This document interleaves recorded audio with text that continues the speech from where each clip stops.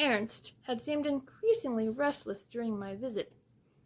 It was obvious that the discussions we had had in that house during the past few days had disturbed him deeply. "How complicated it all is," he said. "I love my country deeply, and surely you can see I must be a loyal German and fight for Germany whatever government we have. You have made me realize that perhaps too often we try to forget the terrible things the Nazis do. We hope all the time that things will get better, but also there is always the other side, that there is now little unemployment. I do not feel that anyone in any other country or in this cared enough to do anything about that. Then Germany had to rise again. As a young German, I longed for that to happen, and I give thanks every day that the army is once again respected and that I have a job. But you have made me unhappy because, if it is all to end in war, then whoever wins, it means a lifetime of misery. Also, I love England. Don't you think there is any way to get our countries to understand?"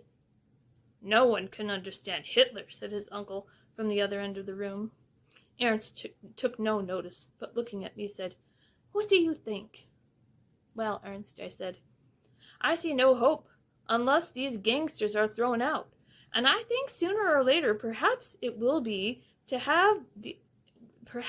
have to be the army that throws them out. I can see no other way." "Then you think it means another civil war or a European war?" "Yes," I said. "I begin to think so, and I am quite certain that if we do have a European war now, you will also have a civil war." "No," he said. "If Germany fights, we all fight together."